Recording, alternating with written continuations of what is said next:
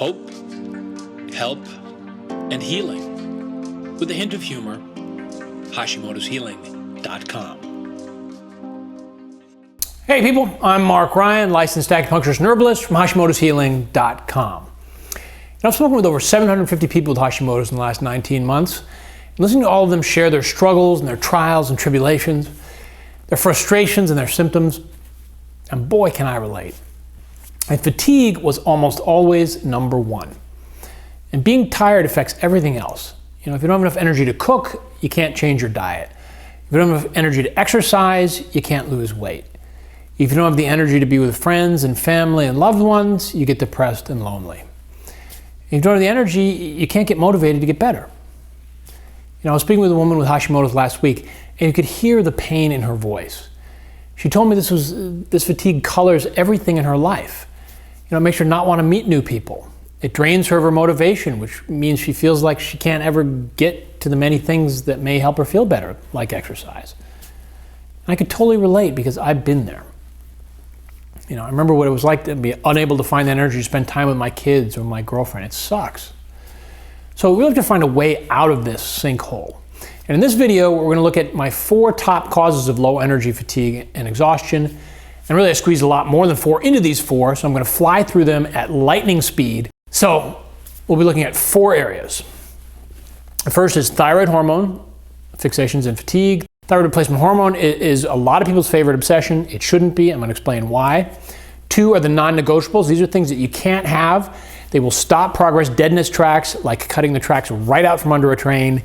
3 is the adrenals, blood sugar, and fatigue. These are two very interrelated things. I'm going to show how behavior and physiology mix like gamblers and con men, meaning not in a good way. 4th one is fatigue, looking at how it's brain-based, how it is actually coming from our brains. You cannot ignore this. All right, first thing I want to talk about is thyroid replacement hormone. The problem with these drugs is that in reality, many people don't feel better after taking them. Or they feel better for a little while and then they feel worse again. And a lot of people with Hashimoto's get fixated on this drug. And doctors also share this fixation because thyroid hormone is really important for your body. And for most, thyroid replacement hormone is the only tool in their toolbox. And many refuse to budge from the myth that synthetic T4 is the only way to go. So we wind up with people getting pissed off at their doctors, and doctors refusing to prescribe anything other than Synthroid or the generic equivalent, and unfortunately for the patient, little or no improvement in their hypothyroid symptoms, meaning no improvement in fatigue. Like I said earlier, I talked with over 750 people with Hashimoto's in the last 19 months, and 90% of them were on thyroid replacement hormone, and the #1 complaint was fatigue. And these people were on various different things. Some were on Armour, some on Nature-Throid, some on Synthroid, some on Cytomel, you name it, but universally they had the same problem. So what does that tell you? It tells you that something else is the problem. And what is that? Well, often it's the underlying autoimmunity. You know, if you work on the underlying autoimmune process first, then you're going to feel better and have more energy. This inflammation, that is the root of autoimmune disease, is stopping thyroid hormone from getting into the cells of the body. And guess what? The majority of people I spoke with had normal blood work. Right? I don't care what your blood tests say. If you feel like crap, then something is wrong. And increasing the dosage of your thyroid hormone may not be the answer. So what is the answer? Well, I'm so glad you asked. Let's have a look. Number 2 is the non-negotiables. These are the no-can-dos. So the first one of these is anemia. Okay, there are lots of different kinds of anemia. There's iron, B12, B6. There's also some autoimmune anemias like pernicious anemia, and there's even more. Well, iron deficiency impairs thyroid hormone synthesis by reducing TPO. Well, TPO needs iron. And if you don't have enough iron, your body has to work a whole lot harder to get the energy it needs, which can leave you feeling tired and weak and irritable and unable to focus. B12 anemia is also a real issue for people with Hashimoto's. There's about a 40% rate of B12 deficiency in Hashimoto's and hypothyroid patients. And one reason for this is too little stomach acid. You need enough acid in your stomach to break down and absorb it. And this helps activate something called intrinsic factor that helps to convert and absorb that B12. Also, some people on a vegan or vegetarian diet wind up becoming deficient in B12. But B12 is also critical for energy. Number 2 non-negotiable is my nemesis, Dr. Evil, gluten. Gluten is to Hashimoto's what gasoline is to fire. If you want your house to burn down to the ground, eat lots of gluten. Okay, you got to get this. Gluten is like one of those thieves that can break any lock you put in front of them. It's really good at getting through the barrier of the gut and causing leaky gut and then lighting fire to your immune system. And when this happens and you have Hashimoto's, there is carnage everywhere. In your thyroid, bye-bye. In your brain, bye-bye. In your intestines, bye-bye. You need those things later when you want to have some thyroid function for energy. And you want to think and remember and have brain function for energy. And when you want to get vitamins and minerals and other nutrients for energy. People, I am begging you, get off of gluten 100%. It just goes express to your nervous system and your brain. Bye-bye neurons, hello fatigue, hello depression, hello I can't remember a freaking thing. It's non-negotiable. 100% gluten-free. Do it. And also understand that there are other foods that may behave like gluten. These we call cross-reactors because they can cause a similar reaction as gluten, right? Some of the common ones are dairy, soy, and lots of other grains considered gluten-free, like rice and millet. These can all also cause fires. Okay, non-negotiable number 3 are blood sugar imbalances. There are really 2 different kinds of blood sugar problems, and many people with Hashimoto's have kind of a mixture of both. And these are hypoglycemia, which means too little sugar in the blood, and insulin resistance, which is too much sugar in the blood. With Hashimoto's, both of these blood sugar problems can make things worse. Hypoglycemia is really a condition where you don't have enough cortisol to raise blood sugar to the normal level. And there's a big connection between the adrenal glands and sugar. In fact, we often see adrenal fatigue and hypoglycemia going together. And the problem is this repeated cortisol release causes low blood sugar, and that suppresses pituitary function. And the pituitary is the master gland in the brain that instructs the thyroid. This is where TSH comes from. Pituitary releases TSH to stimulate the thyroid. And where do we have a problem from the adrenals? Yep, you guessed it, in the thyroid. Cortisol also directly inhibits the enzyme that converts T4 into T3. T3 is what your body uses. And this can lead to low T3 levels. And high cortisol will cause thyroid hormone receptor insensitivity, means that even if T3 levels are high enough, it may not be able to bind normally to the receptor sites. And when this happens, it doesn't get in the cells. And when it doesn't get in the cells, it doesn't work. And when it doesn't work, you feel crappy and tired. Cortisol will also increase the production of reverse T3, and reverse T3 is inactive. It's kind of like the anti-hormone. Reverse T3 can cause production of stuff known as thyroamines that can cause hypothyroid symptoms like fatigue along with high blood sugar. The other type of blood sugar problem is caused by too much blood sugar. This causes insulin resistance. When you eat too many carbs and too much sugar, the pancreas secretes insulin to move extra glucose out of the blood into the cells where glucose is used to produce energy. But over time, the cells lose their ability to respond to insulin. When the pancreas pumps out even more insulin in an effort to get glucose into the cells, this eventually causes insulin resistance. Insulin resistance or too much sugar every day increases destruction of the thyroid gland in autoimmune thyroid disease, Hashimoto's. Insulin resistance can also cause a reduced conversion of T4 to T3. See, there it is again. T4 isn't converted into T3 and it doesn't work. You feel crappy and tired. But when this is dealt with by getting off of sugar and moving on to something more like a paleo diet, the cells can once again start using glucose for energy and T3 production picks up. This improves your energy. You start feeling better and more hopeful. I had another patient named Amy, and she was really struggling with fatigue like so many people. It was like this undertow in her life, just taking her down every time she wanted to do something. Well, Amy had a serious sugar habit. She was always eating healthy, but healthy included lots of fruit and honey and maple syrup and vegan cookies and chocolate. So yeah, technically it was healthy, but there was sugar everywhere.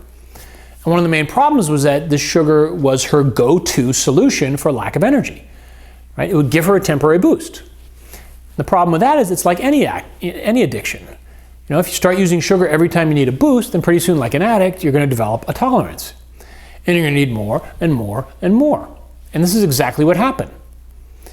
So we had to make some radical changes with how she dealt with her lapses of energy.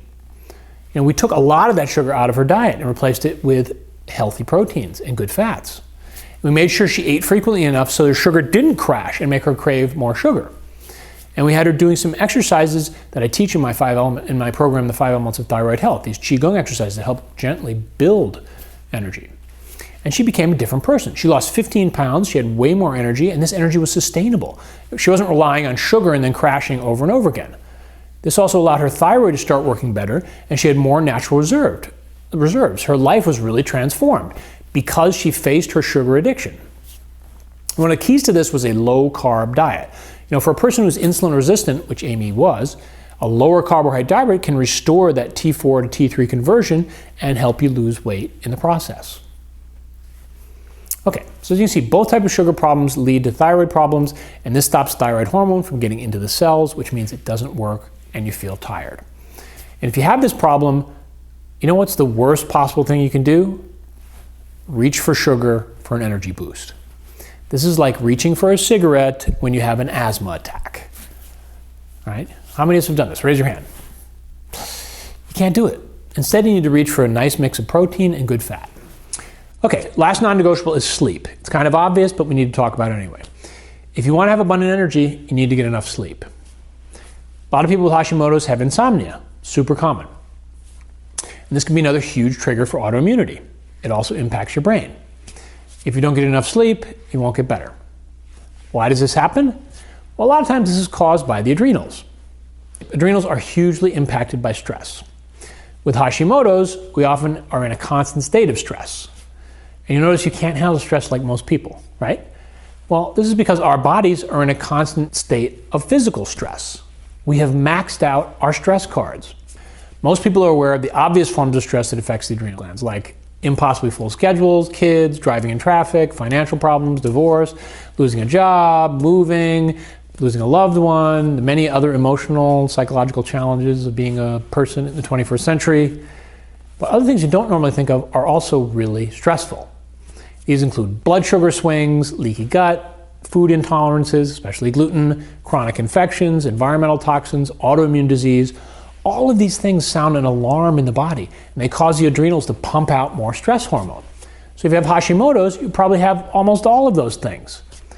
And the most significant indirect effect on the adrenals' thyroid function is their effect on blood sugar. Right? We just talked all about blood sugar. But adrenal stress also has a direct impact on thyroid function. And this is really felt in the part of the brain called the hypothalamus. Hypothalamus is really like the boss of the boss. The pituitary is the master or boss endocrine gland. The hypothalamus is the pituitary's boss. And with the adrenals, this is a really important team called the hypothalamic-pituitary-adrenal axis, the HPA axis. These three run the show. The HPA axis plays a major role in regulating immune function, in digestion, in energy use, in mood, in sex, and it's controlled by hormones.